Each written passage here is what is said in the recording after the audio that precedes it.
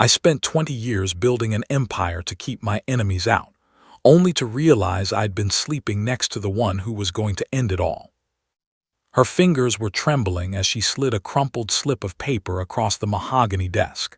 It wasn't an invoice or a scheduled report. The air in the room seemed to thin as the quietest maid in the estate, a woman who had been invisible for 5 years, did the unthinkable. She interrupted the dragon of soul. "They aren't coming from the gates, sir," she whispered, her voice a sharp blade in the silence. "Your wife ordered the hit. They're already inside." #3. The social freeze, the reaction, the high-profile gala outside the doors continued, but inside the office, time stopped. The clink of crystal glasses and the hum of jazz faded into a suffocating void. Every guard in the room shifted, hands hovering over holstered steel, their eyes darting between the humble servant and the man who held their lives in his hands. But Kang Junseok didn't panic. He didn't even look up at first. He simply stared at the receipt, a security deposit for his own murder, signed in his wife's elegant handwriting. He was the most feared man in the country, and he had just realized his fortress was a tomb. What he did next would redefine the meaning of loyalty and leave the city of Seoul in ashes. Stay with me until the final chapter, because the way this betrayal unfolds will leave you breathless. Before we reveal how the invisible maid becomes the boss's only hope, make sure to like this video, subscribe for more gripping tales, and comment below with what you would do if the person in your own bed turned into your greatest enemy. Now, let's see how the dragon survives the night. The scent of expensive tobacco and rain-slicked pavement was the fragrance of power in Seoul, and tonight it belonged entirely to Kang Junseok. From the top floor of his private estate, the city looked like a scattering of diamonds on black velvet, a kingdom he had carved out through calculated brutality and an ironclad grip on the shadows. Junseok adjusted the cuffs of his tailored black suit, the silk smooth against his skin, reflecting a life that had long since moved past the grit of the streets into the sterile cold of absolute dominance. He was the dragon of Seoul, a man whose name was whispered with a mixture of reverence and terror in the boardrooms of Gangnam and the back alleys of Itaewon. To the world, he was untouchable, a monolith of wealth protected by layers of high-tech security, bulletproof glass, and a small army of men whose only job was to die for him. Inside the sprawling mansion, the air was thick with the hum of a gala in full swing. The elite of the underworld and the cream of legitimate society mingled under crystal chandeliers, sipping vintage champagne while a live jazz quartet played something soft and deceptive. Junseok moved through the crowd like a predator through tall grass, his presence causing a rhythmic parting of the sea of guests. He offered a nod here, a cold smile there, but his mind remained as clinical as a surgical blade. He prided himself on his vision. He saw the hidden agendas in a politician's handshake and the subtle greed in a business partner's eyes. He saw everything, or so he believed. In his world, loyalty was a commodity bought with fear or gold, and he had plenty of both. He viewed his empire as a perfect machine, a fortress where every gear turned according to his design. Part of that design included the invisibles, the domestic staff who kept the machine running without ever making a sound. To Junseok, the men who polished his silver and the women who pressed his shirts were no different from the expensive Italian furniture decorating his halls. They were functional, necessary, and entirely beneath his notice. He walked past them every day, their heads bowed in practiced submission, never once wondering about the lives behind the blank expressions. They were the ghosts of the estate, shadows that moved in the periphery of his greatness. He did not know their names, their stories, or the weight of the secrets they gathered like dust while cleaning his private chambers. In his arrogance, he assumed that because they were silent, they were powerless. He believed that the walls of his home were as solid as his reputation, failing to realize that a fortress is only as strong as the people who keep its keys. Among these shadows was Im Yoonki. She had been a fixture in the household for 5 years, a quiet presence in a crisp white collar who moved with a grace that made her almost transparent. She knew the exact temperature Junseok preferred his tea, the precise way he liked his files organized, and the heavy silence that preceded his most violent decisions. She was a witness to the private moments the world never saw, the way his jaw tightened when he received a certain phone call, or the cold distance that defined his marriage to Seo Hyrin. To Junseok, Yoon-ki was a tool of convenience. To Yoon-ki, Junseok was a man living in a house of glass, unaware of the stones being gathered in the dark. She saw the details he missed, the subtle shifts in the household guard and the late-night whispers of a wife who had long ago traded love for a different kind of ambition. As the gala reached its crescendo, the luxury felt suffocating. Junseok retreated to his private study, the mahogany-heavy room acting as a sanctuary from the social theater outside. He poured himself a glass of amber liquid, the ice clinking against the crystal with a lonely, sharp sound. He felt the weight of his crown, not as a burden of guilt, but as a heavy gold mask he could never take off. He looked at the closed door, hearing the distant, muffled laughter of guests who would gladly step over his corpse to reach his throne. This was the life of the dragon, surrounded by thousands, yet fundamentally alone. He trusted no one, and in his mind, that was his greatest strength. It was the ultimate irony of his existence. He had spent decades building a world where no one could get close enough to hurt him, yet he had invited the most dangerous elements into the very heart of his sanctuary. The study door opened with a soft, hesitant creak. It was a breach of protocol that should have angered him, but he didn't turn around immediately.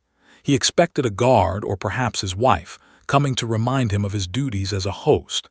Instead, the silence that followed the opening of the door was heavy, vibrating with a tension he hadn't felt in years. He turned slowly, his eyes narrowing as he saw Yoon-ki standing there. She wasn't carrying a tray or a fresh towel. Her face, usually a mask of professional neutrality, was etched with a raw, vibrating fear that didn't belong in his orderly world. Her hands were trembling so violently that the small piece of paper she held seemed to flutter like the wings of a dying bird. For the first time in 5 years, Junseok actually looked at her. He saw the humanity he had ignored, and in that moment of recognition, the first crack appeared in his fortress. He watched as she stepped forward, crossing the invisible line between servant and master. Every instinct he possessed told him that the atmosphere had shifted, that the luxury surrounding him was suddenly hollow. The jazz music from the ballroom seemed to distort, sounding discordant and far away. He looked at the torn receipt in her hand, a mundane scrap of paper that felt heavier than a mountain. Yoon-ki didn't speak at first. She simply held his gaze, her eyes pleading with him to see what he had been blind to for so long. The dragon of Seoul, the man who controlled the city's fate with a stroke of a pen, found himself waiting on the word of a maid. The power dynamic of the house flipped in a single heartbeat, the silence in the room stretching until it became a physical weight. When she finally spoke, her voice was a ghost of a sound, yet it cut through the opulence of the room like a serrated blade. She laid the paper on the desk, the ink of a security deposit staring back at him with the cold finality of a grave. In that instant, the luxury of the estate vanished, replaced by the cold reality of a hunt. Junseok realized that his life was not a fortress, but a cage. The men at his gates were not his protectors, and the woman who shared his name was not his partner. He was a king without an army, trapped in a palace of his own making, while the invisible woman before him held the only truth that mattered. The night was no longer about dominance or power. It was about the raw, visceral instinct of a predator who had just realized he was the prey. The realization hit him with the force of a physical blow, yet his face remained a mask of controlled granite. He looked from the receipt to the door, then back to Yoon-ki. The air in the study was now thick with the scent of an impending storm. The dragon was awake, but for the first time he was afraid. Not of the hitman, not of the betrayal, but of the fact that his entire world was a lie. He had been so busy watching the horizon for enemies that he had forgotten to watch the shadows at his feet. As the distant sounds of the gala continued, The massacre was already beginning in the silence. The receipts were signed, the killers were positioned, and the man who thought he owned Seoul was about to learn that in the dark, everyone is equal. The heavy mahogany door of the study didn't just separate rooms, it divided two different worlds. On one side stood the dragon and the maid, staring at the physical evidence of a death sentence, while on the other, the gala continued its rhythmic, decadent pulse.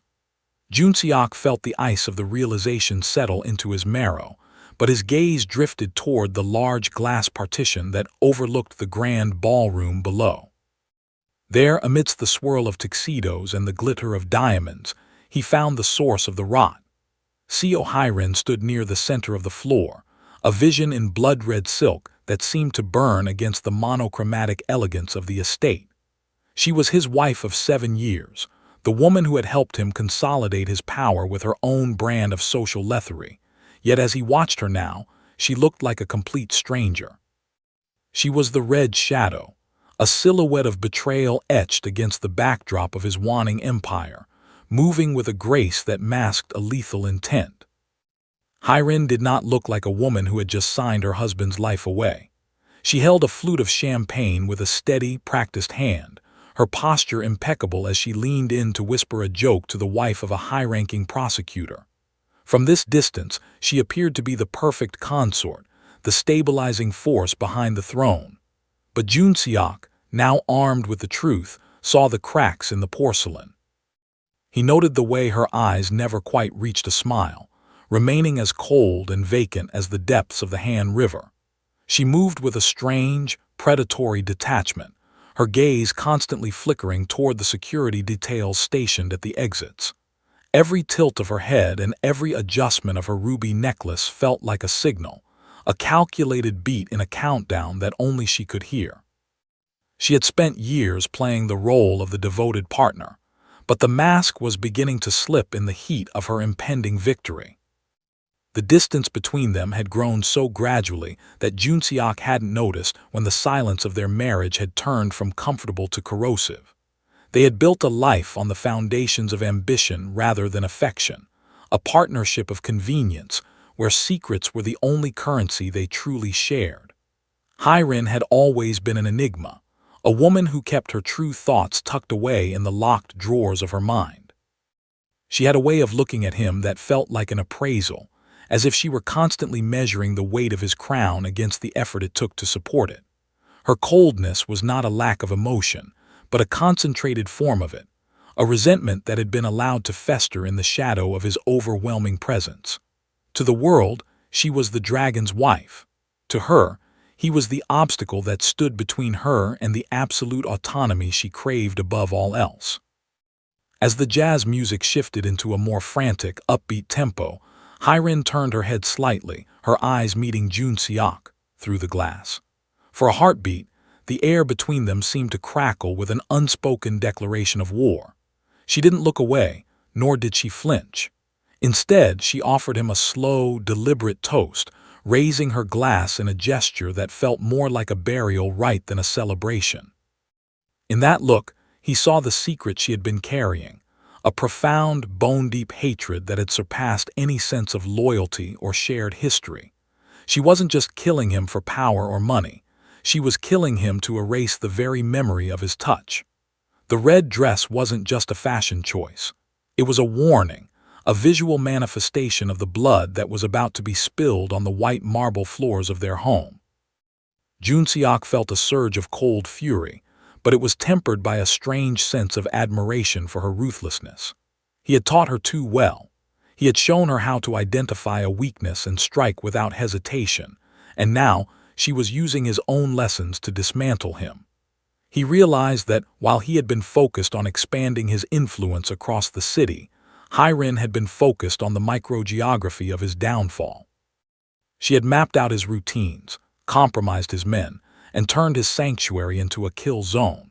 She was the silent architect of his ruin, working in the spaces he had deemed too insignificant to monitor. The secret in her eyes was a reflection of his own arrogance, the belief that he could own a person without ever truly knowing them. She was the most dangerous enemy he had ever faced because she knew exactly where his heart was, even if she had never cared to hold it. The gala guests were oblivious to the silent drama unfolding between the master and the mistress of the house. To them, the couple was a symbol of untouchable stability, a duo that defined the peak of Seoul's social hierarchy. They didn't see the way Hyrin's fingers tightened around her glass until her knuckles turned white, or the way her eyes scanned the room for the first sign of the security she had hired. She was waiting for the lights to flicker, for the first muffled shot to ring out, for the moment when the man in the study would cease to be a legend and become a memory. The Red Shadow was patient, having waited years for this specific night. She had endured his coldness, his violence, and his neglect, all while sharpening the blade she intended to slide into his back. The betrayal was her masterpiece, a symphony of vengeance that was reaching its final movement. Back in the study, Junseok pulled his gaze away from the glass.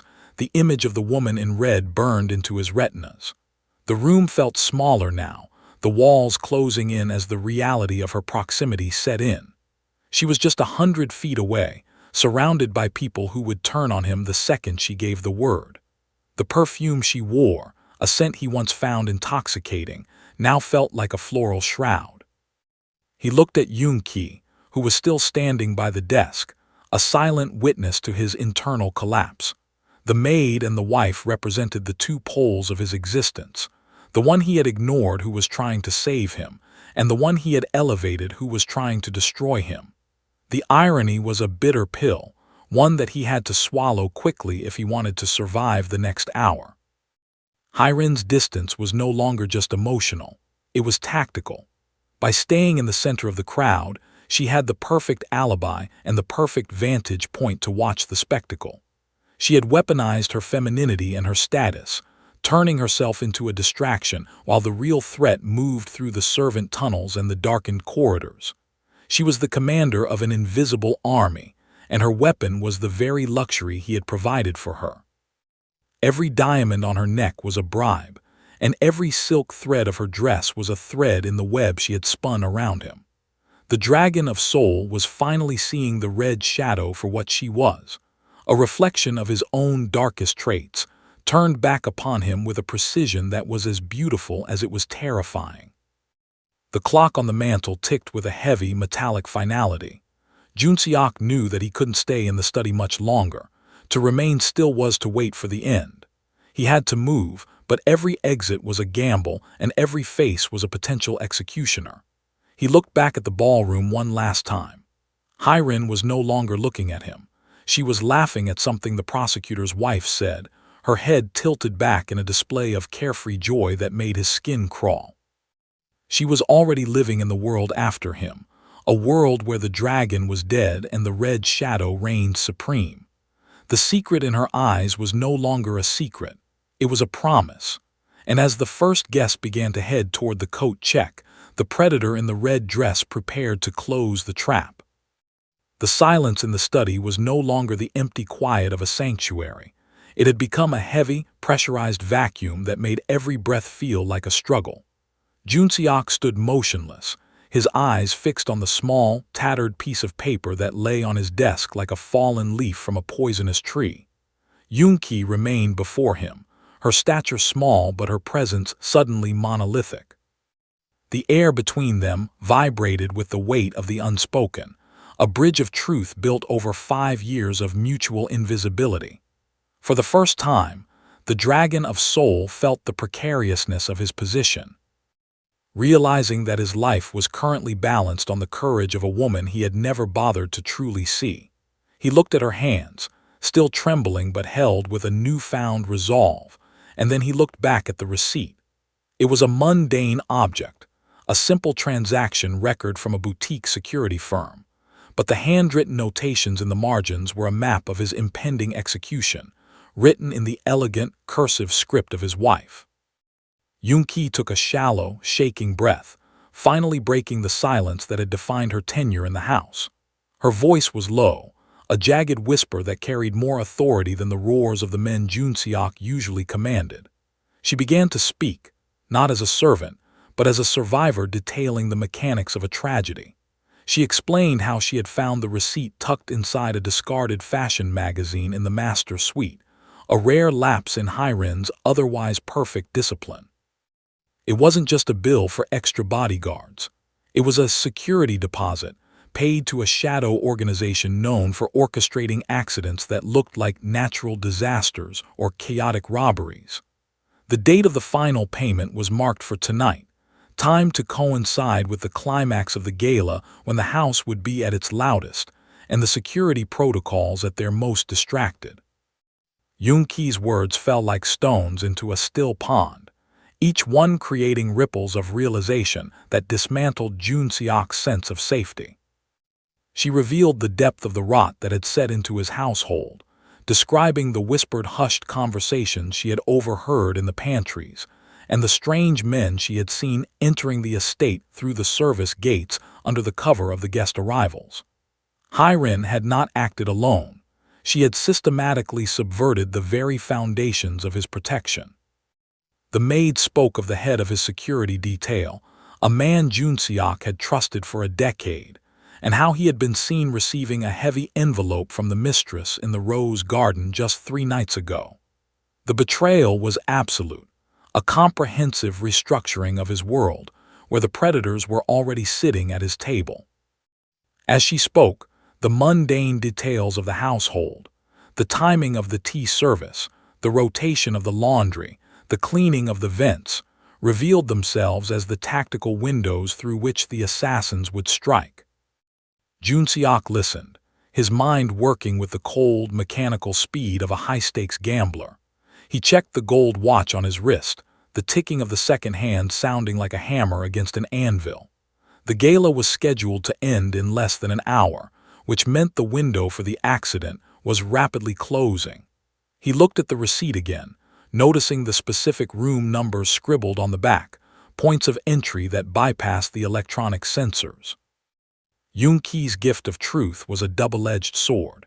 It offered him a chance to survive, but it stripped away the illusion of his invincibility. He realized that the very people he had considered part of his strength were the weights designed to pull him under. The invisible maid had become his only lens into the reality of his own home, her observations providing the only honest intelligence in a sea of manufactured loyalty. The emotional weight of the moment shifted from shock to a cold, crystalline focus. Jun-seok reached out and touched the receipt, his finger tracing the ink of his wife's signature. He felt a strange, detached sort of grief, not for the love he had lost, for that had died years ago, but for the loss of the order he had spent his life creating. He looked at Yoon-ki, seeing the terror in her eyes, but also a fierce, quiet integrity. She had risked everything to bring him this scrap of paper, knowing that if she were caught, Hiren would ensure she never left the estate alive. She had no stake in his empire, no claim to his wealth, yet she had chosen to stand in the path of a moving train to save a man who had treated her like furniture. This was the ultimate irony of his life. His most expensive allies had sold him for a deposit, while the woman he paid the least was offering him his life for free. He stood up, the movement slow and deliberate, the dragon reclaiming his skin even as the cage tightened around him. He didn't offer words of thanks. They would have been hollow in the face of such a revelation. Instead, he met her gaze with an intensity that acknowledged her as an equal for the first time. The receipt was more than evidence. It was a catalyst. The silence in the study was now broken by the distant sound of a tray dropping in the hallway, a sharp, metallic crash that signaled the beginning of the end. The atmosphere changed instantly, the polished luxury of the room feeling like a stage set about to be struck. Jun-seok knew that the next few minutes would determine whether he remained a king or became a corpse, and for the first time in his career, he wasn't relying on his gunmen or his influence. He was relying on the secrets of a servant and a piece of tattered paper. Yoon-ki stepped back, her role as the truth-bearer complete, leaving the weight of the decision entirely on his shoulders. The receipt sat between them on the dark wood, a white scar on a black surface. Outside, the rain began to lash against the windows, a sudden soul downpour that muffled the sounds of the jazz music and the departing cars. The shadows in the corners of the room seemed to stretch, reaching for the light of the desk lamp.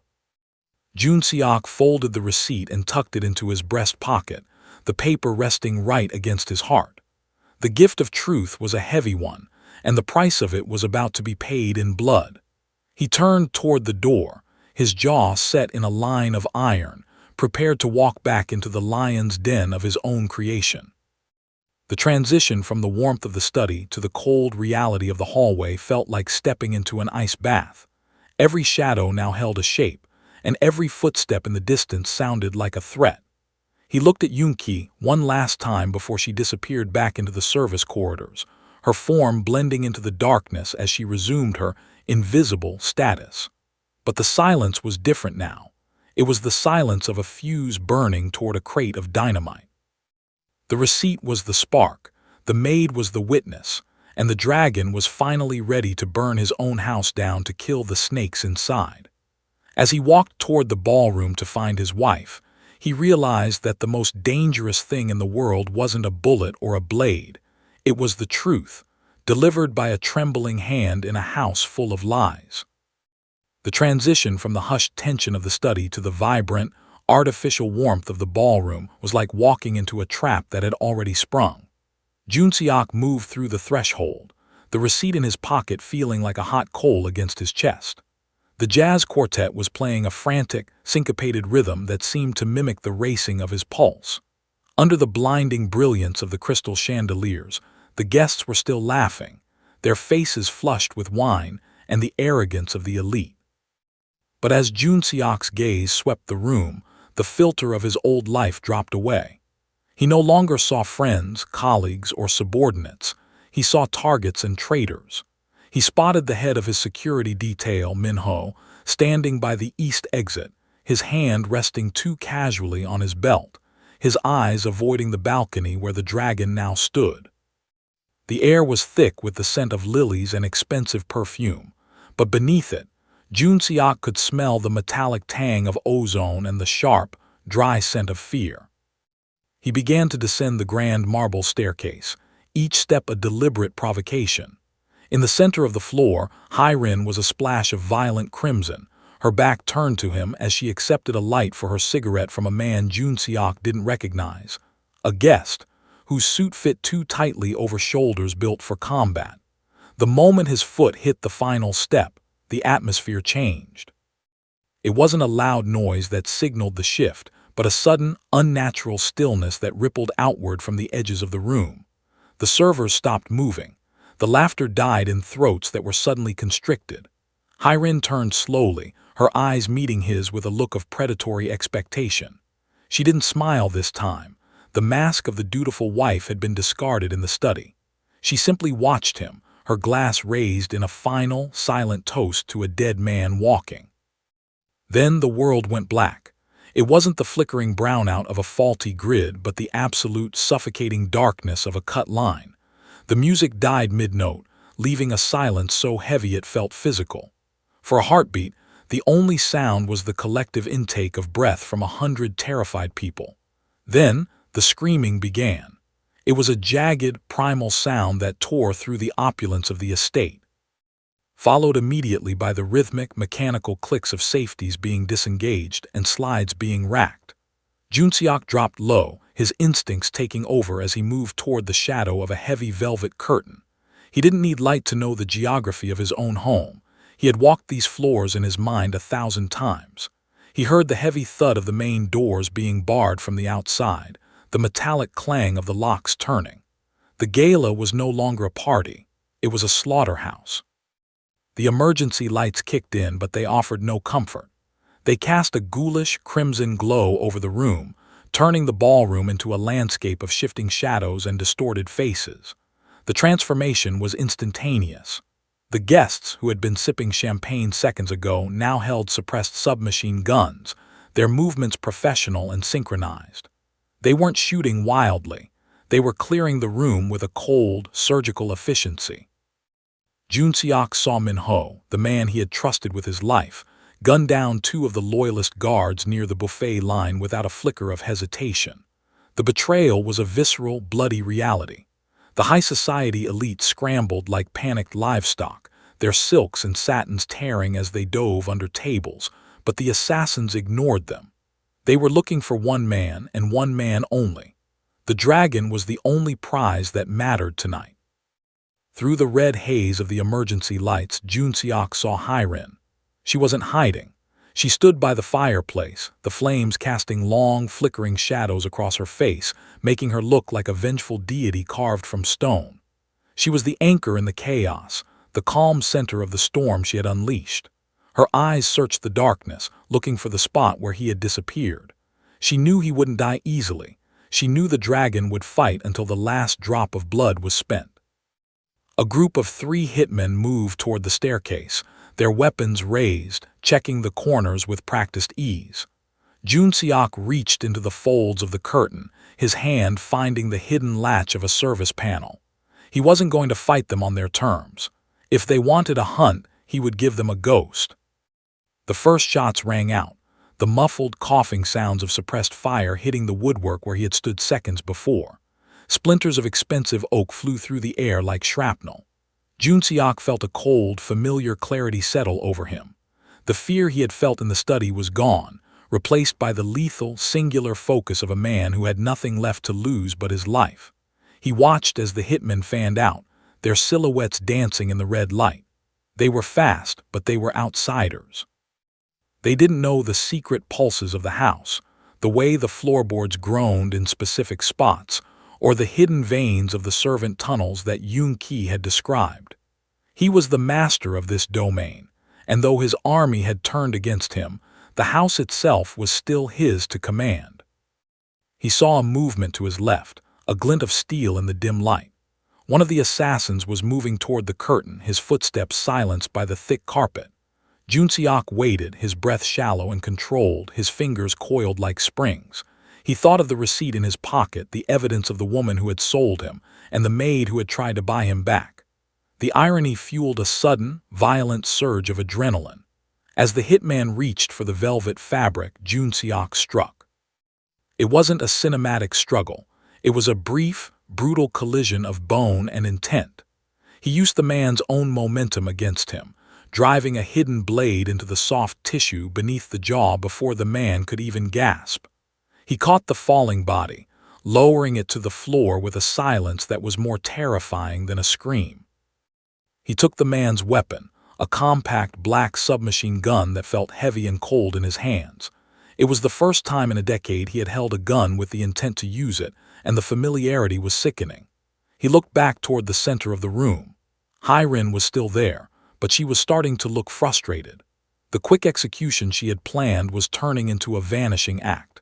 She barked an order, her voice sharp and commanding even over the din of the panicked guests.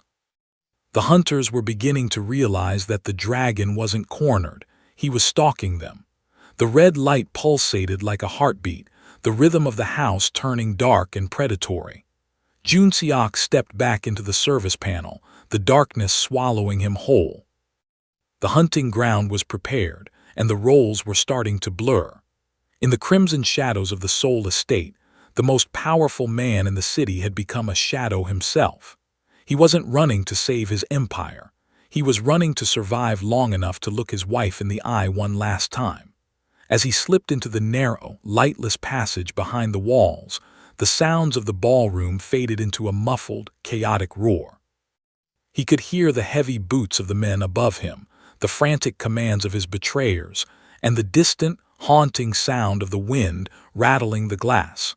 The night was far from over, and the dragon was no longer protecting his gold. He was hunting for the heart of the woman who had turned his home into a tomb. The darkness behind the service panel was absolute, a stark contrast to the pulsing crimson chaos of the ballroom. Junseok felt the cold, damp air of the internal wall space press against his face as the heavy panel clicked shut, sealing out the screams of his guests. He stood in a narrow, vertical void, his lungs burning with the sudden transition from lavender-scented luxury to the smell of dust, old copper, and stagnant air. For a moment, he was paralyzed by the sheer disorientation of being a ghost in his own palace. Then, a small, warm hand found his sleeve in the blackness. It was a touch so light it was almost a suggestion, but it anchored him. Yoon-ki didn't speak. She simply pulled, guiding him into the hidden veins of the estate that he had walked past 1,000 times without ever acknowledging. These were the servant tunnels, a secondary circulatory system designed to keep the invisibles out of sight. And tonight, they were the only reason the dragon of soul was still breathing. They moved in a silence that was deeper than the darkness, a rhythm of soft-soled footsteps on cold concrete. Yoon-ki led the way with a frighteningly confident familiarity, her small frame navigating the low pipes and jagged supports of the mansion's skeletal structure. Joon-seok followed, his large frame feeling clumsy and oversized in the tight confines. He kept his hand on her shoulder, feeling the frantic but steady beat of her courage through the thin fabric of her uniform. Above them, the floorboards groaned under the weight of heavy, tactical boots. He could hear the muffled thuds of furniture being overturned and the sharp, staccato barks of the men searching for him. To the assassins, he was a target trapped in a box, but to Yoon-ki, he was a passenger in a world she had mastered. The irony was a physical weight. He had spent millions on a fortress of steel and glass, only to find sanctuary in the dusty, lightless crawlspaces used by the woman who cleaned his floors. The tunnels were a labyrinth of utility, a maze of steam pipes, electrical conduits, and narrow stairwells that bypassed the grand architecture of the house. As they descended toward the lower levels, the sound of the storm outside became more pronounced, a low, rhythmic drumming of rain against the foundation. Yoon-ki stopped occasionally, her head tilted as she listened to the vibrations of the house. She knew the language of the building in a way he never could. She knew which vent carried the sound of the master suite, and which crawlspace led to the kitchen pantry. She was showing him the truth of his empire, that power is often blind to its own foundations. Every time a heavy footstep landed directly above them, Joon-seok felt the vibration in his teeth, a reminder of how close the red shadow was to finishing her work. Hyrin was likely standing right above their heads, her red dress trailing over the very floorboards that hid her husband's escape. As they reached a junction near the wine cellar, Yoon-ki finally paused, the faint glow of a small penlight illuminating the sharp, terrified lines of her face.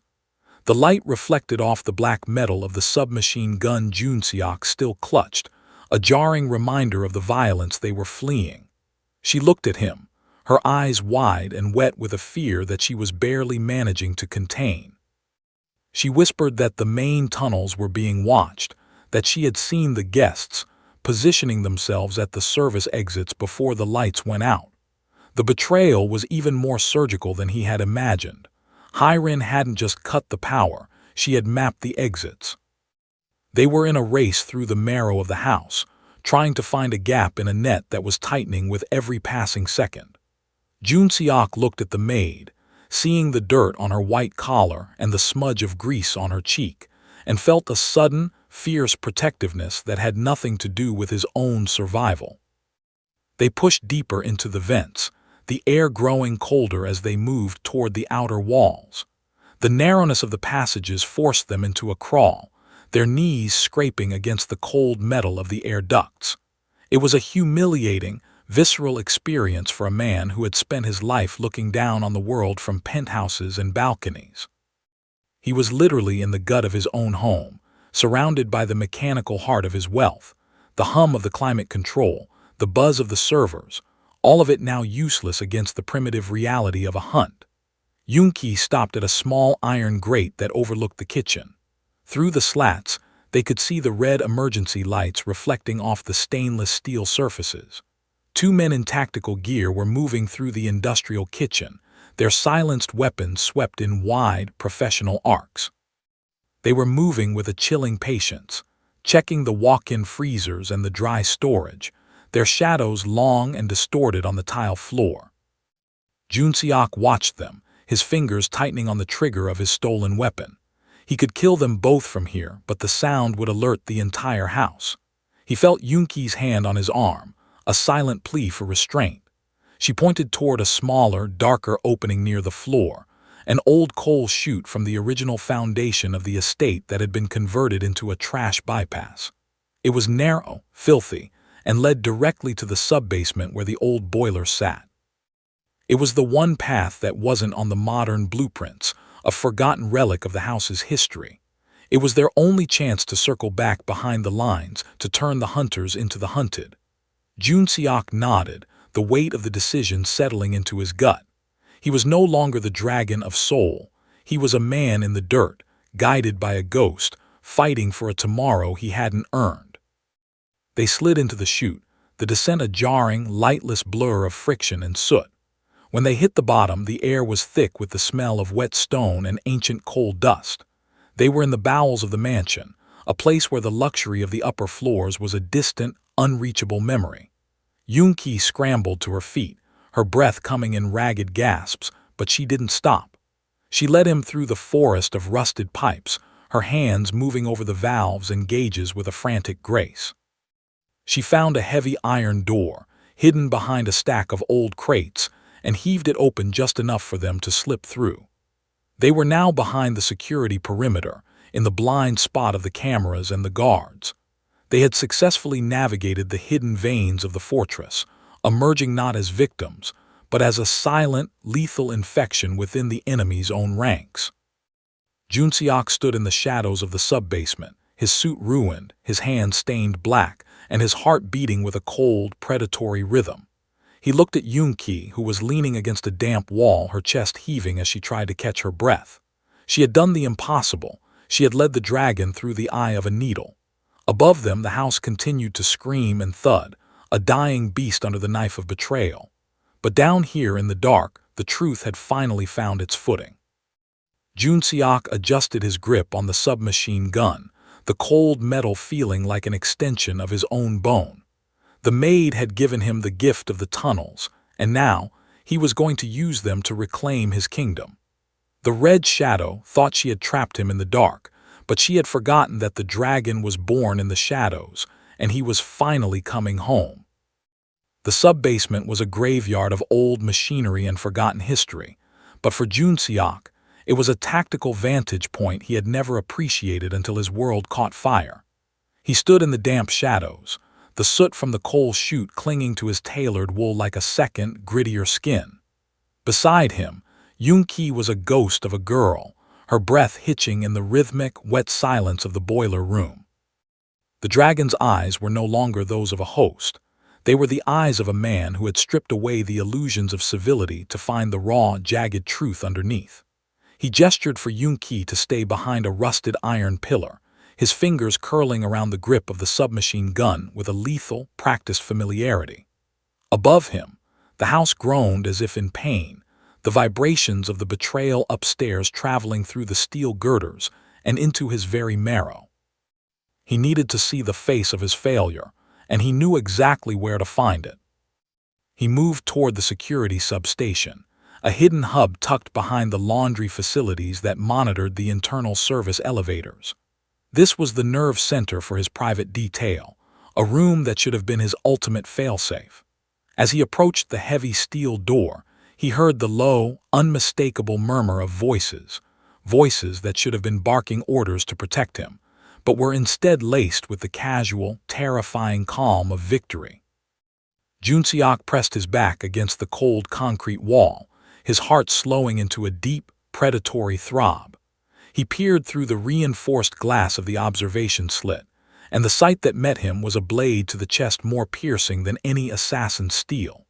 Standing in the center of the room, illuminated by the flickering blue light of a dozen monitors showing the carnage in the ballroom, was Min-ho. Min-ho had been more than a head of security. He had been the man who stood at Jun Seok's right hand for 10 years, the one who knew the weight of his secrets and the locations of his deepest scars. They had bled together in the early days of the syndicate, and Jun Seok had rewarded that loyalty with a life of luxury and absolute trust. Now, Min-ho was casually checking the chamber of his sidearm, his reflection caught in the screens that showed the Red Shadow, Hyrin, moving through the upstairs hallway like a queen surveying a conquered territory. There was no hesitation on Min-ho's face, no flicker of regret for the decade of brotherhood they had shared. He was speaking into a radio, his voice a steady, clinical monotone as he directed the guests to sweep the western wing.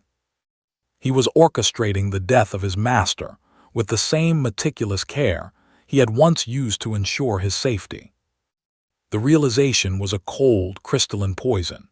Junseok understood now that the fortress hadn't just been breached, it had been dismantled from the inside out by the very architect he had paid to maintain it.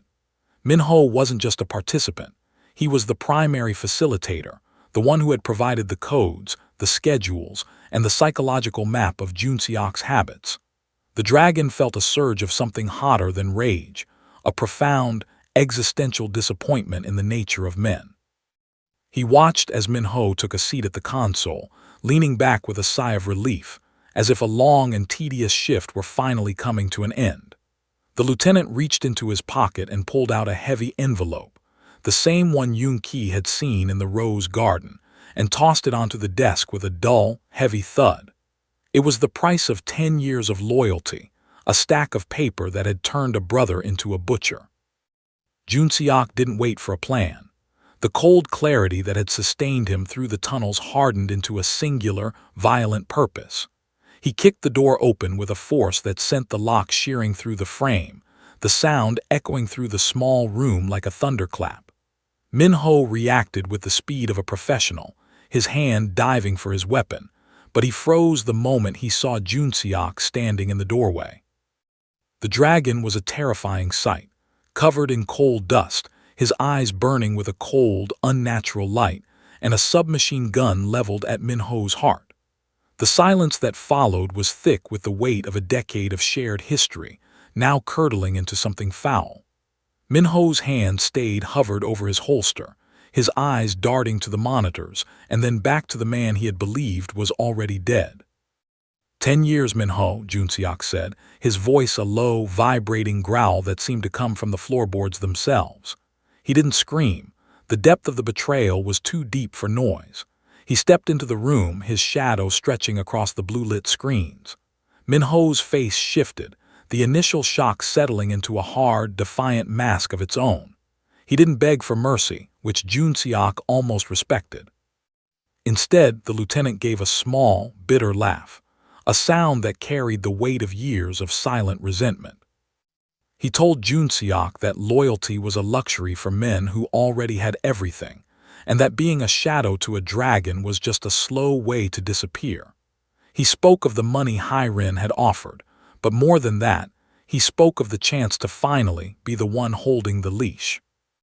The betrayal was complete, a perfect circle of greed and ambition that mirrored Junseok's own rise to power. He looked at the monitors, seeing his wife's face on 3 different screens, her eyes cold and expectant. She was waiting for the confirmation that the dragon was gone, and Minho was the one meant to deliver it. Junseok felt a strange, hollow sort of peace. The world was no longer complicated. There were no more secrets, no more illusions of brotherhood, and no more false loyalties. There was only the hunt. He saw Minho's fingers twitch, a final, desperate gamble for the weapon on his hip. In that split second, Junseok didn't see the man who had saved his life in Busan. He saw a gear in a machine that needed to be broken. The room exploded into a brief, violent strobe of muzzle flashes. Junseok didn't hesitate, his fire controlled and surgical, a reflection of the cold man he had become. Minho was thrown back against the consoles, his body slumping over the very monitors that were meant to track his victory. The screens flickered and died as his blood shorted out the electronics, the blue light fading into a dim, static gray.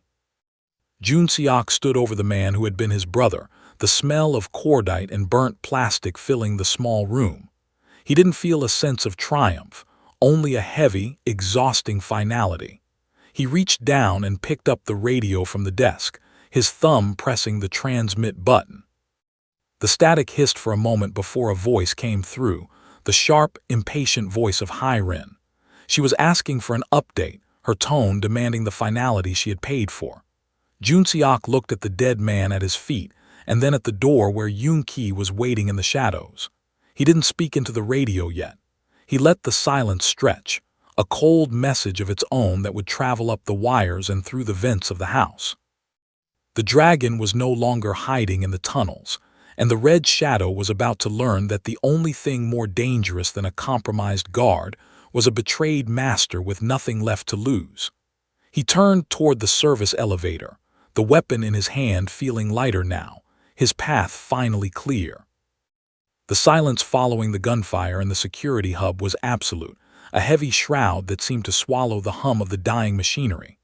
Junseok stood over the wreckage of his former life, the radio in his hand crackling with a sudden, sharp burst of static that felt like a needle against his raw nerves. He didn't speak. He simply waited, his breath a controlled, rhythmic ghost of a sound in the cooling room. Then the silence was violated. It wasn't the radio this time, but the house itself. The mansion's high-fidelity intercom system, a feature designed for announcements of luxury and convenience, hummed to life in every corner of the estate. The sound was pervasive, a godlike voice descending from the ceilings of the sub-basement to the heights of the rafters. It was Hyrin. Her voice wasn't the panicked tremolo of a conspirator whose plan was failing. It was a low, melodic venom, a steady outpouring of a hatred that had been distilled over 7 years of silent marriage. "I know you're listening, Junseok," she began, the sound of her voice echoing off the damp concrete walls of the boiler room.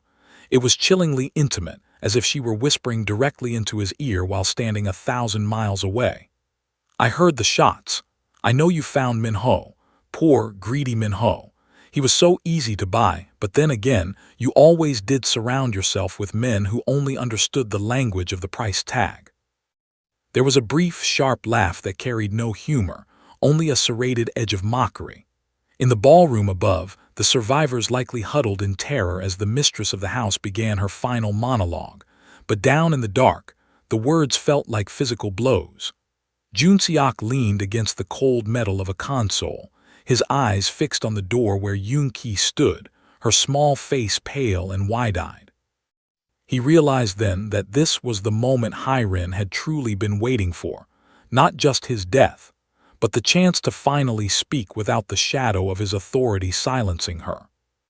The intercom crackled as she shifted, perhaps smoothing the silk of her red dress as she paced the master suite. "You think this is about the money, don't you? Or the syndicate?" she continued, her tone dropping into a darker, more visceral register. "That is the arrogance of the dragon. You believe everything in this world is a transaction. You bought me like you bought this house, a beautiful asset to sit at the end of your table and look pretty for the prosecutors.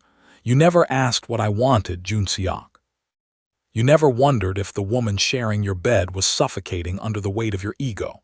7 years I spent as a ghost in a museum of your making. 7 years of watching you treat human beings like chess pieces while you played at being a king. I didn't hire those men to steal your throne. I hired them to burn the museum down. I want to watch the look on your face when you realize that the world you built doesn't actually exist. It never did." The venom in her words was a revelation of a different kind of power. Junseok had always commanded through fear and physical dominance, but Hyrin was wielding the psychological wreckage of their shared history. She spoke of the nights he had spent in his study, oblivious to her presence, and the way he had turned their home into a fortress that was actually a prison for her spirit. She detailed the tiny, daily humiliations of being a trophy, the way he would speak over her at dinners, the way he made decisions for her life without a single glance in her direction. It was a litany of resentment that had been sharpened into a lethal edge, a slow-acting poison that she had been feeding him for years. The Red Shadow was not just a traitor. She was a victim who had decided to become a monster to escape her master. The intercom carried the sound of a glass breaking, a sharp, crystalline punctuation to her rage. "You're a relic, Junseok," her voice hissed through the speakers, now amplified and distorted by the mansion's acoustics. "A dinosaur who thinks loyalty is something you can demand. Look around you. Your guards are dead or bought. Your friends are hiding under tables. Your wife is the one holding the match. Even if you kill every man I sent for you tonight, you've already lost. Because you'll never know if the next person who smiles at you is waiting for the right moment to finish what I started. I have planted the seed of doubt in the center of your heart, and it will grow until it chokes the life out of you." The speakers let out a high-pitched whine of feedback before she took a final, steadying breath. Come and find me, my love. I'm in the place where we started. I want to be the last thing you see before the dark takes you. Let's finish the dance." The intercom clicked off, leaving a silence that felt heavier and more suffocating than the darkness of the tunnels. The air in the sub-basement seemed to vibrate with the ghost of her words, the venom lingering like a foul odor. Junseok felt a strange, hollow ache in his chest, not for the woman he had lost, but for the man he had been. He looked at his hands, stained with soot and blood, and realized that Hyrin was right about one thing: the museum was already gone. The illusion of his perfect control had been shattered beyond repair. He wasn't just fighting for his life anymore. He was fighting to answer the indictment she had laid out before the entire house. He turned to Yoon-ki, who was watching him with a mixture of pity and terror. The maid had heard it all, the secrets of the masters laid bare in the most public and brutal way possible. Junseok checked the magazine of his weapon, the metallic click sounding small and insignificant in the wake of Hyrin's broadcast. He felt the weight of the receipt in his pocket, the paper that had started this journey into the heart of his own failure. The red shadow was waiting for him in the master suite, the sanctuary that had become a battlefield. He knew the paths she expected him to take, and he knew the traps she had set. But she had underestimated one thing. The dragon was no longer interested in being a king. He was a man who had been stripped of everything but his will to survive, and that made him more dangerous than any assassin she could hire. He looked at the service elevator, the one path that would take him directly to the center of her web. "Stay here," he told Yoon-ki, his voice surprisingly gentle. It was the first time he had spoken to her as a person, not a servant. "If I don't come back in 10 minutes, take the coal chute and run. Don't look back." The maid nodded slowly, her fingers gripping the edge of the iron pillar. She saw the change in him, the way the arrogance had been replaced by a grim, sacrificial resolve. Junseok stepped into the elevator, the doors sliding shut with a final, mechanical hiss. As the lift began to rise, he felt the vibration of the house again, but this time he wasn't afraid. The venom had been poured, the secrets were out, and the final confrontation was no longer about power. It was about the truth of a 7-year lie and the blood that would finally wash it away. The service elevator shuddered to a halt, the doors sliding open to reveal the industrial heart of the mansion, the grand kitchen. This was a realm of stainless steel and cold stone, now transformed into a battlefield of gleaming surfaces and sharp shadows under the pulsing red emergency lights. The air was thick with the scent of spilled wine and the bitter tang of copper. Junseok stepped out, his ruined suit blending into the darkness, but he was not alone. 3 of Hyrin's hired professionals were already there, their silhouettes tall and jagged against the industrial refrigerators. They moved with a synchronized predatory grace, their suppressed weapons sweeping the room in wide, lethal arcs. The Dragon of Soul felt the weight of the submachine gun in his hand, but as he surveyed the space, he realized that the tools of his power were useless here. This was the domain of the staff, and to survive, he would have to use the weapons of the invisible. The first assassin turned, the red light catching the matte finish of his barrel. Before he could squeeze the trigger, Junseok lunged behind the massive central prep island, a monolithic slab of granite. He didn't return fire. Instead, he reached for a heavy, professional-grade canister of pressurized flour stored beneath the counter. With a grunt of effort, he hurled the container into the center of the floor while simultaneously firing a single, precise burst into its side. The canister exploded in a blinding, white cloud of fine powder, instantly turning the kitchen into a chalky, opaque void. The assassins hissed in frustration, their infrared optics useless against the dense, swirling particles. Junseok moved through the white haze like a ghost, his knowledge of the layout, gained from the maid's quiet descriptions, giving him an edge the mercenaries lacked. He was no longer a mafia boss. He was a wraith in a storm of his own making. He reached the rack of chef's knives, his fingers closing around the handle of a heavy, serrated cleaver.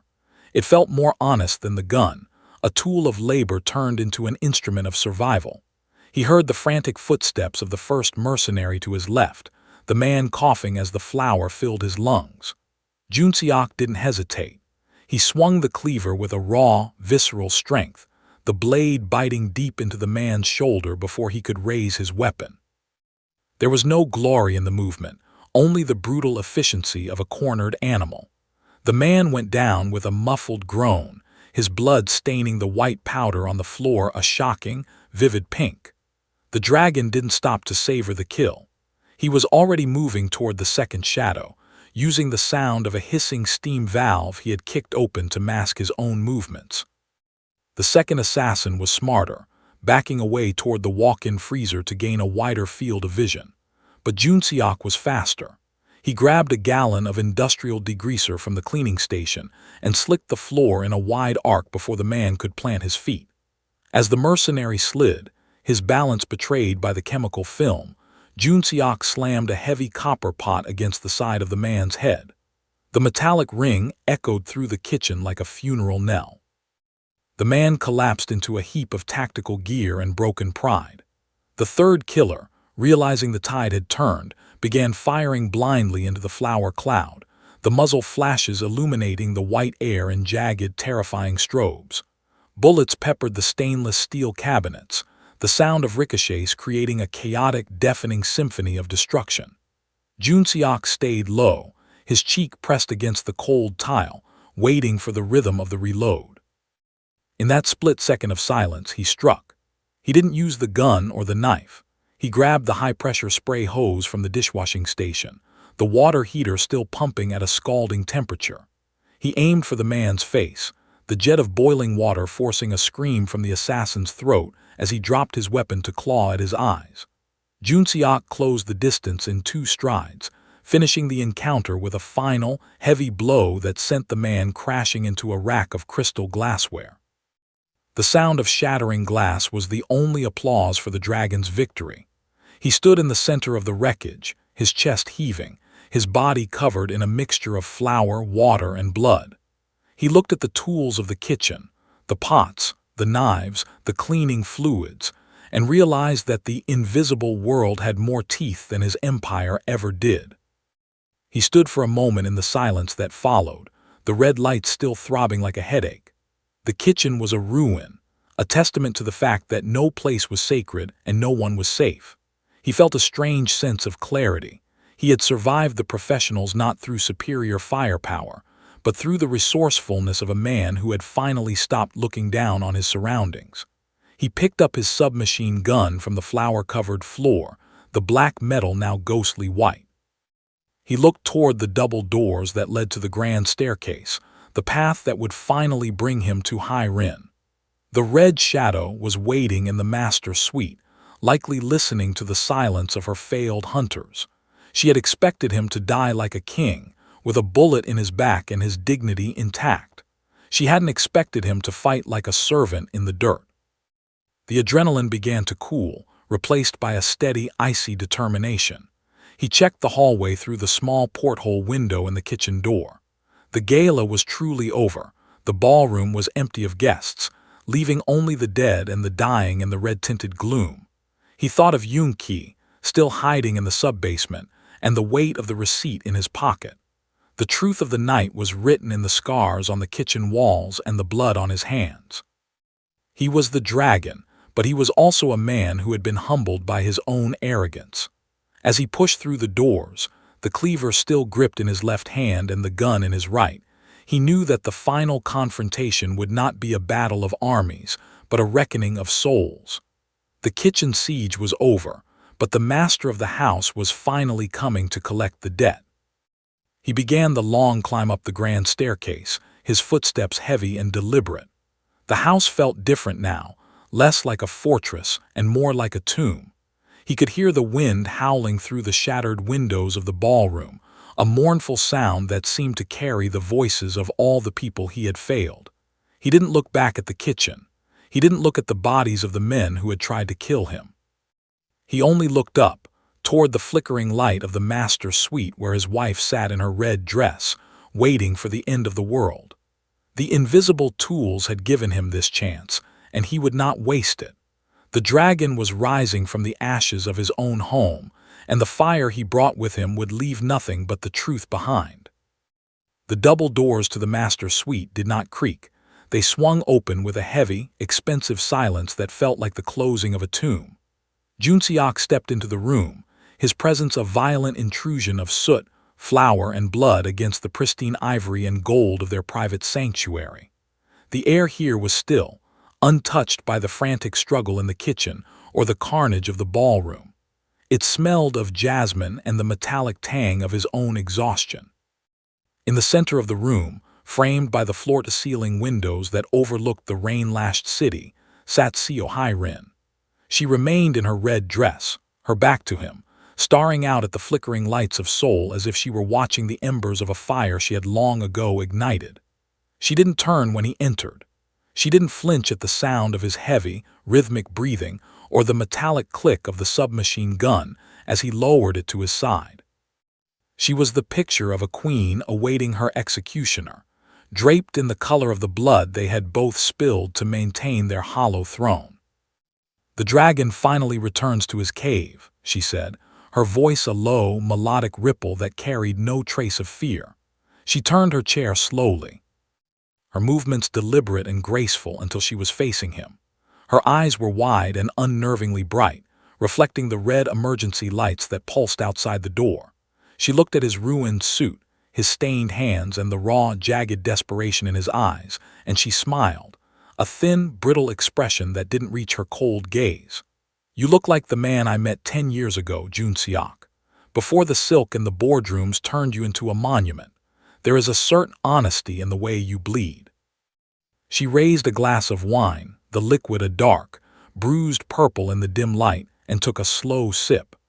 She was the master of this house now, not because she held the keys, but because she had successfully stripped away the skin of the man who thought he owned her. Junseok walked toward her, each footstep leaving a ghostly white print of flour on the dark silk rug. He stopped just a few feet away, the distance between them a vast, unbridgeable canyon of 7 years of silence. He reached into his breast pocket and pulled out the crumpled receipt, the gift of truth from the maid she had forgotten to count. He dropped it into her lap, the small scrap of paper looking pathetic and small against the vibrant red of her dress. "A security deposit," he said, his voice a raspy growl that felt like sandpaper against the refined air of the room. "You didn't just want me dead, Hairin. You wanted me erased." He looked at her, searching for a flicker of regret, a shadow of the woman he thought he had married, but he found only a mirror of his own ruthlessness. She had become his perfect student, and now the lesson was reaching its final, bloody conclusion. Hairin picked up the receipt, her fingers tracing the ink of her own signature with a strange, detached fondness. "I wanted to be free," she whispered, the words carrying a weight that seemed to press against the very walls of the room. "You never understood that a cage is still a cage, even if the bars are made of gold and the floor is covered in diamonds. You didn't see me, Junseok. You saw a reflection of your own success. You used me to decorate your life, and when I tried to speak, you silenced me with jewelry and empty promises of protection." She stood up, the red silk of her dress whispering against the floor like a snake in the grass. She moved toward him, her gaze locking onto his with a terrifying intensity. "The hitmen were just a formality. The real betrayal happened every morning we woke up in this bed and pretended we weren't strangers. I didn't hire them to take your money. I hired them to take back my name." The realization hit Junseok with more force than any bullet. He looked around the room, the hand-carved furniture, the rare art, the symbols of a life they had built together, and saw it for what it truly was, a museum of her resentment. He had been the master of the house, but she had been the master of the shadows within it. She had watched him, studied him, and waited for the moment when his arrogance would make him blind. He felt a sudden, hollow ache in his chest, a sense of loss that transcended the physical threat of the night. He had built an empire to protect himself from the world, only to realize that the most lethal weapon in the city was sitting in his own master's suite, wearing a red dress and holding a glass of wine. The master of the house was a title that carried no weight when the very foundations were built on the bones of a broken marriage. "What now?" he asked, his voice barely a whisper. He felt the weight of the gun in his hand, the cold metal a reminder of the violence that still simmered beneath the surface of the room. He could end it now, with a single pull of the trigger, but he knew that killing her wouldn't fix the rot. The Red Shadow had already won. She had forced him to see the truth of his own failure.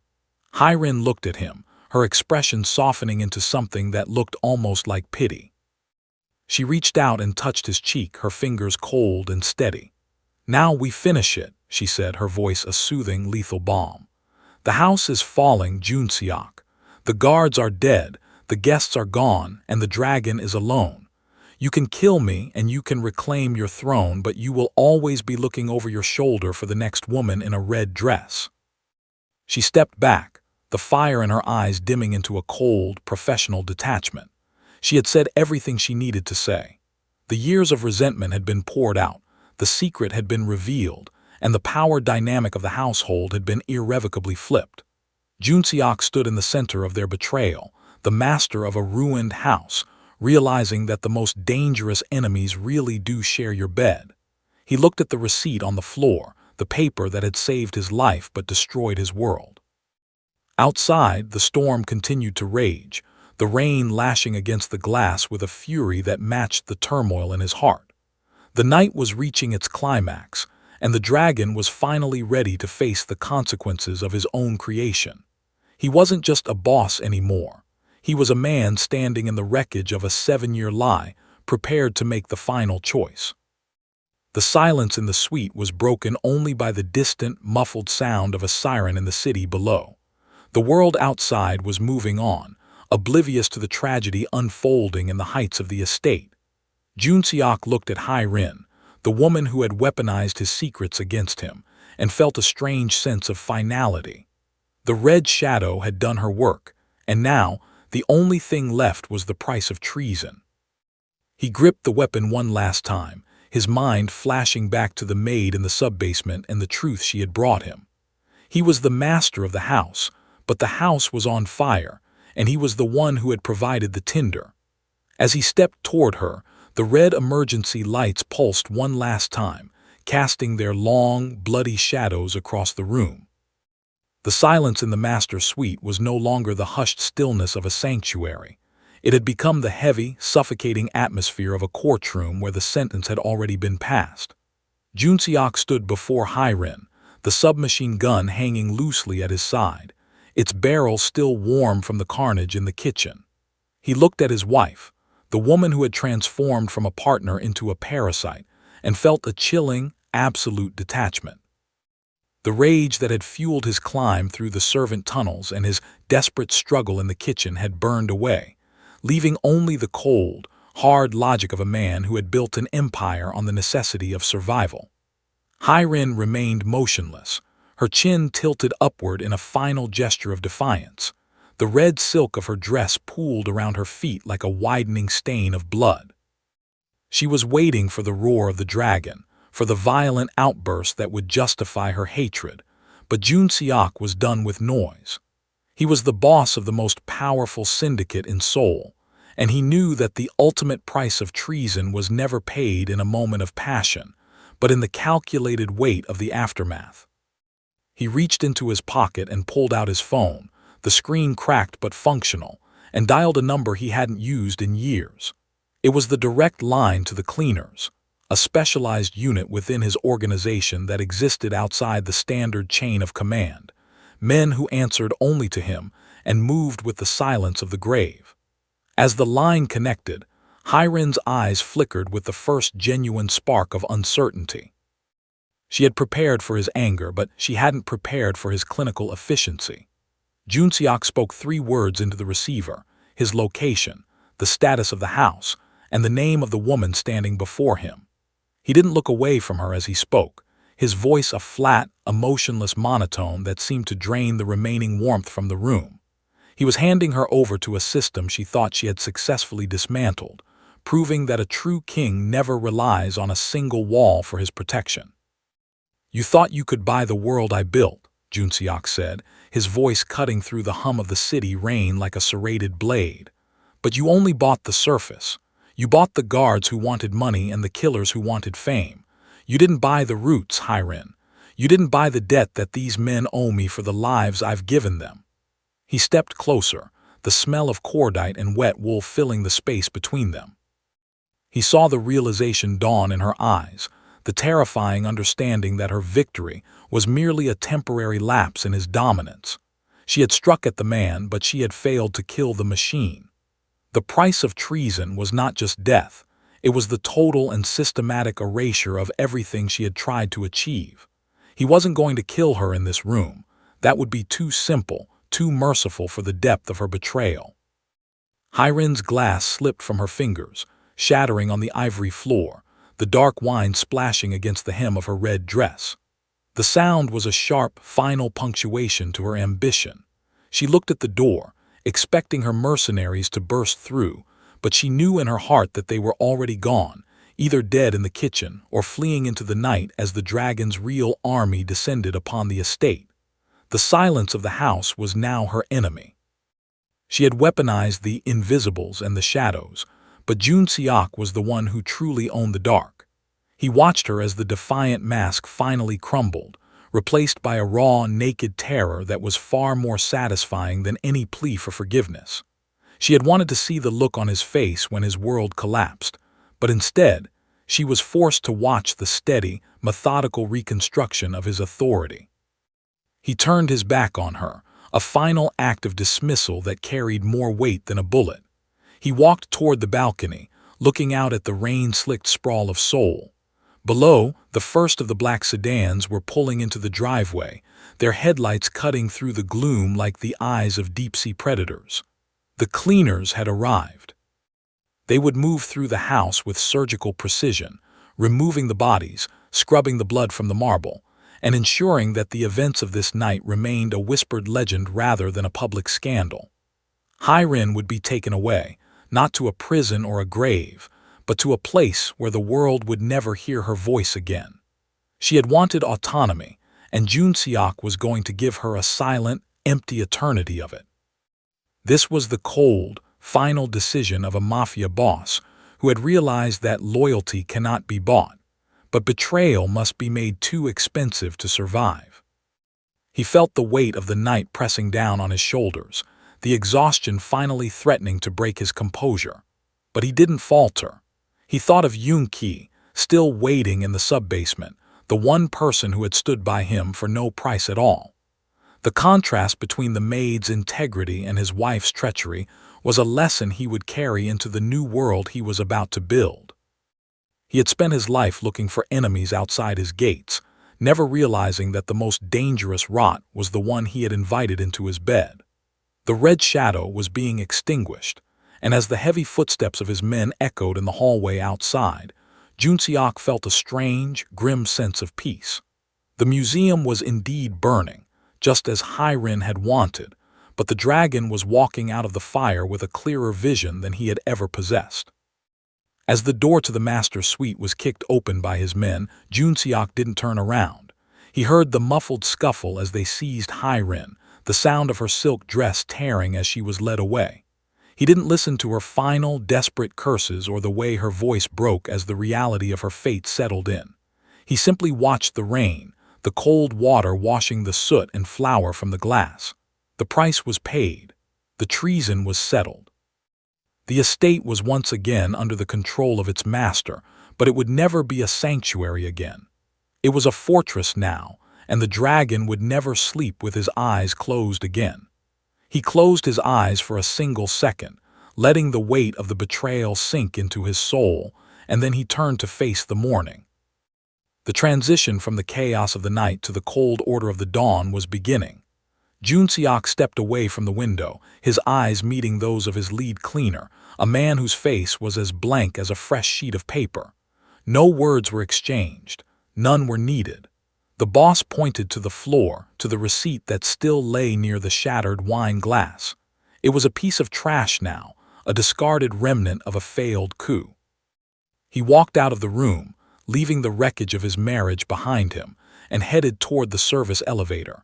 He had one final task before the sun rose over the city. He had to find the maid who had saved him and offer her a seat at a table where she would never be invisible again. The Dragon of Seoul was starting over, and this time he would build his empire on the truth. The dawn over Seoul did not break with a golden glow. It arrived as a cold, slate-gray intrusion that bled through the heavy mist of the morning. Inside the estate, the cleaners moved with the quiet efficiency of ghosts, erasing the scars of the night before the city could even wake to the news of the dragon's near fall. The scent of ozone and cordite had been replaced by the sterile, sharp aroma of industrial bleach and expensive floor wax. Junseok stood in the grand dining hall, a room usually reserved for the display of power and the hosting of treacherous allies. He had showered and changed into a fresh suit, but the weight of the previous hours remained etched into the hollows of his eyes and the rigid set of his jaw. The house was his again, but the silence within its walls felt different now. It was no longer the silence of a fortress, but the expectant quiet of a clean slate. He looked at the long mahogany table, the surface polished to a mirror finish, and realized that the old circle was gone, buried under the weight of its own greed. He didn't wait for his new security detail to announce his guest. He went down to the service quarters himself, navigating the narrow hallways that he had once considered beneath his notice.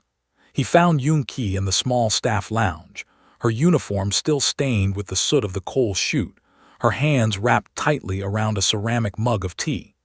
She looked up as he entered, her eyes widening with a mixture of exhaustion and residual terror. She started to stand, her instincts as a servant prompting a bow, but Junseok stopped her with a single, gentle gesture. He didn't see a maid in a black and white uniform. He saw the only human being in his entire world who had looked at a death warrant and chosen to intervene for no reward other than the truth. He reached out and took the tray she had instinctively grabbed, his fingers brushing against hers, and he spoke the first words of his new reign. "Breakfast is served in the main hall today, Yoon-ki, and you aren't serving it." The walk back to the dining room was a slow, symbolic procession. Yoon-ki followed him, her footsteps hesitant on the marble floors that she had spent 5 years scrubbing in silence. When they reached the hall, Junseok did something that would have sent a shockwave through the syndicate. He pulled out the chair at the head of the table, the seat traditionally reserved for the mistress of the house, and waited for her to sit. The invisible woman hesitated for a heartbeat, her gaze flickering to the shadows where the new guard stood, before she took her place. Junseok sat opposite her, the vast expanse of the mahogany table no longer acting as a barrier, but as a bridge. He signaled to the remaining kitchen staff, and for the first time in the history of the estate, a maid was served by her peers while the master of the house watched with a cold, protective pride. The meal was a quiet affair, the only sound the soft clink of silver against porcelain. Junseok watched Yoon-ki, noticing the way she held herself with a quiet, resilient dignity that he had been too arrogant to notice before. She didn't ask about Hyren, and she didn't ask about the fate of Min-ho. She understood the nature of the world they lived in. She simply sat there, a witness to the morning after the apocalypse, her presence a constant reminder of the human cost of his empire. Junseok realized that his inner circle had always been a collection of mirrors, men and women who reflected his own ambition and ruthlessness back at him, until he was blinded by his own light. Yoon-ki was different. She was a window into a reality he had long ago abandoned, a world where loyalty was a choice made in the dark, not a contract signed in the light. "I spent 20 years building a house where no one could hurt me," Junseok said, his voice low and steady, carrying across the empty hall like a confession. "I thought the walls made me safe. I thought the money made me a king.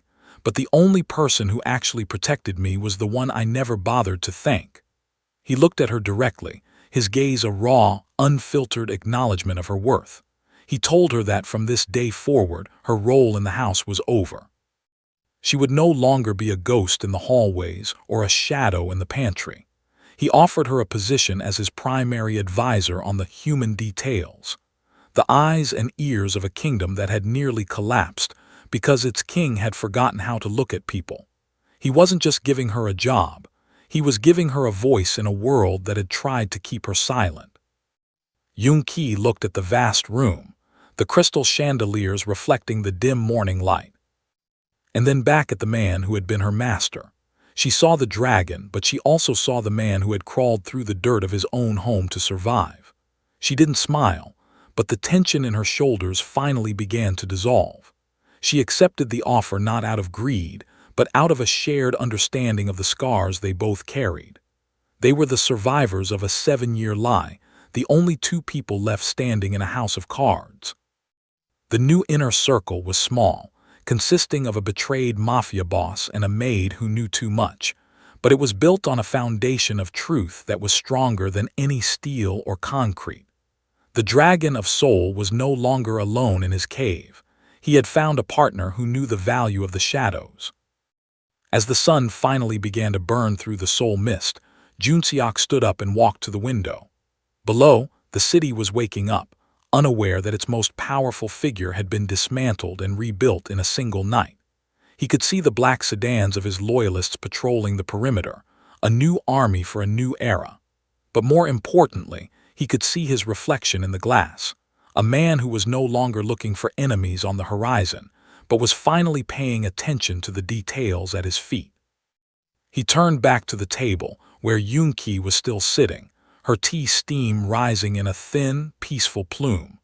The morning had truly arrived, and the invisibles were finally being seen.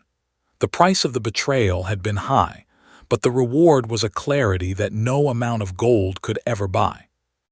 The house was still quiet, but it was the silence of a beginning rather than an end. Junseok knew that the path ahead would be a bloody one. He had to purge the remaining rot from the syndicate and send a message to the city that the dragon was more dangerous than ever. But he would do it with Yoon-ki at his side, the woman who had seen his weakness and chosen to give him her strength. He walked back to her, extending his hand in a gesture of genuine partnership. As she took it, the last of the red emergency lights flickered out, leaving the room bathed in the honest, cold light of the new day. The master of the house was finally home, and for the first time in his life, he knew exactly who he could trust.